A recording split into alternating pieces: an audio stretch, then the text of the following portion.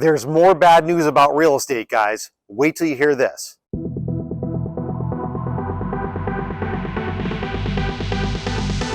What's going on, my YouTube friends? This is Jerry Abbott, the only realtor in Las Vegas, keeping it 100% real. Hey guys, before we dive into the video, a couple of quick things. If this is your first time on the channel and you want to learn everything there is to know about the Las Vegas real estate market, then definitely subscribe down below. Number two, make sure to give me a thumbs up like, guys. That would really help the channel out. And number three, if you guys are thinking about relocating at some point to beautiful Las Vegas, I've got your back. I'm a local realtor here. I've lived here for nearly 20 years. I know every inch of this city. Just call, text, or email me anytime, and I'll help you find that perfect dream home.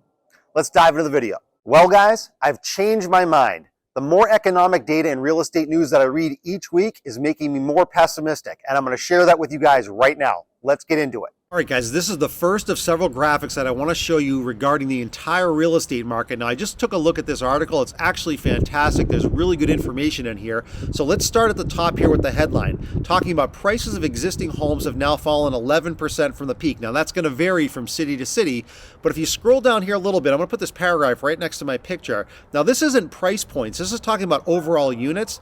Overall units fell 1.5% in December from November. That's the 11th month in a row that that's happened, and it's a 34% year-over-year decline down to 4 million total unit sales. Now, if we scroll down a little bit deeper here, now there's a lot of graphs here I just want to show you. I want to scroll down here, but I want to show you this graph here of the United States as a whole. Now, I want you to take a look at this.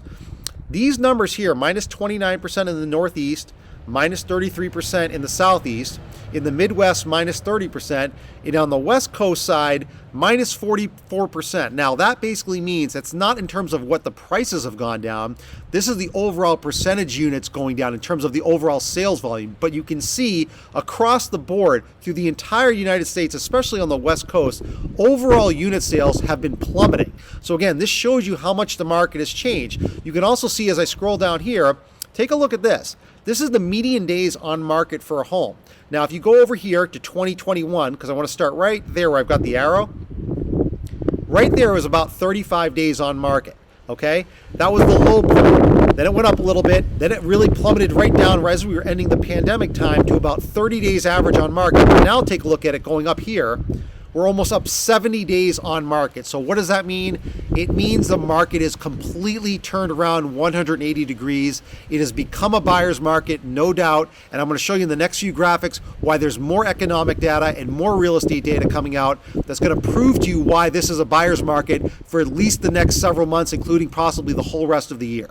All right, so let's take a look at this graphic, guys. You can see here the article talks about mortgage demand plunging over 13% to end the year. Now, you don't really need to be a rocket scientist, guys, to see what's going on here. Take a look here at this second bullet point, talking about the average 30-year fixed rate mortgage is now at 6.5%. It was about 6.3% 2 weeks prior, but take a look at that. At the end of last year, in 2021, the rate was basically half that. So it's twice as expensive now to get a mortgage. That's why mortgage demand has been plunging. But I want you guys to also take a look at this. This is really interesting here. It's really crazy to see this because you would never have thought this would have happened. But this right here, I'm going to highlight this real quick in case you guys can't see this right there. That basically says demand for refinancing dropped down 16%, but it's down 87% from a year ago. Again, refinancing or new mortgage applications have plunged because interest rates are so high, and I don't think interest rates are going down anytime soon, which again is contributing to this buyer's market. All right, so this is a pretty shocking article from the New York Times, guys. This talks about the kind of income you need to earn depending on which city you live in here in the U.S. What I want to do is I want to first scroll down to this paragraph right here. This basically talks about an average price point in the United States of about $400,000. That's about a $2,200 a month mortgage payment, which means you need to earn about $95,000 a year.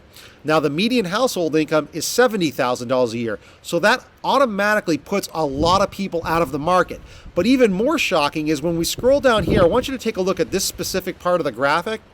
On the left side here, these are the most expensive cities to own a home in. On the right side in the green, these are the least expensive. But take a look here. In San Jose, California, you need to earn almost $360,000 a year to afford the monthly average mortgage payment of $8,300 a month.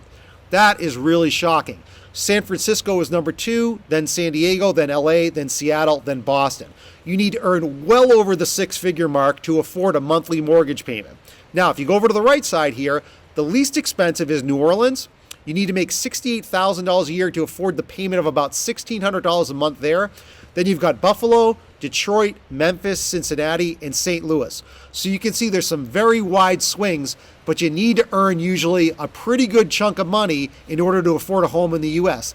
That's very difficult in certain parts of the country, not so much in other parts of the country, but still, this is still pretty shocking information based on being able to afford a home here in the U.S. All right, let's take a look at this graphic. This is pretty shocking, guys. This talks about a specific home builder on new construction. This is KB Homes. They are one of the largest builders throughout the United States. I want you to look at this chart here because this is really shocking.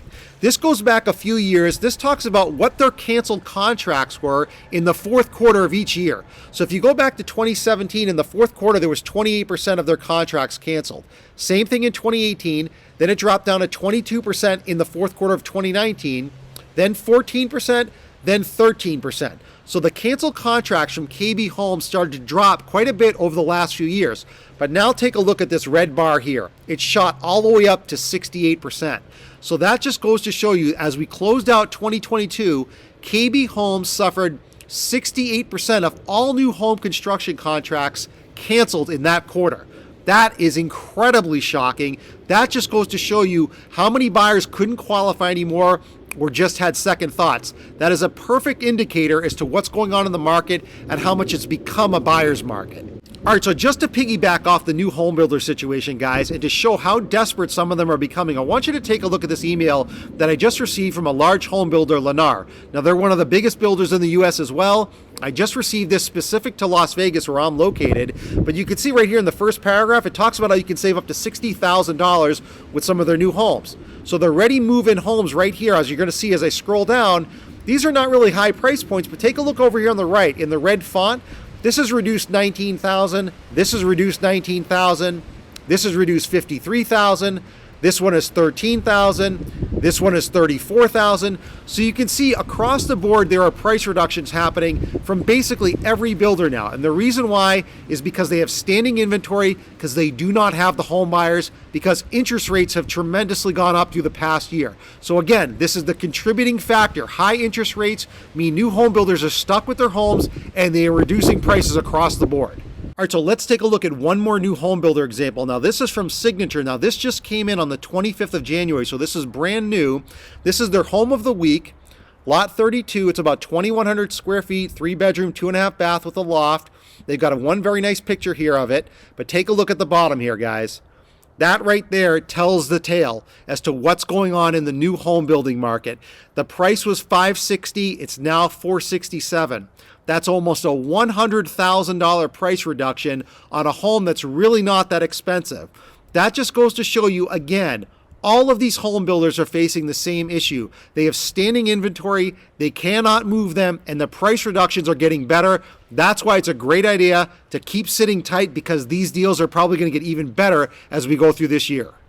All right, so now let's switch gears here and take a look at the resale market. So we're on the popular website Zillow. Now, a lot of home sellers are facing the same issues that home builders are facing. They are going through a lot of price reductions because they can't get the original price that they wanted. So let's take a look at this example here. You can see that the price point here is $355,000. They just had a price cut of about $15,000. But let's do this. Let's scroll down here, because the price history is the most important thing I want you guys to take a look at. Right here at the end of November, November 28th, they listed the home for $400,000. About a month later, they reduced it to $377,000. Then they reduced it near the beginning of January to $370,000, and now they're currently at $355,000.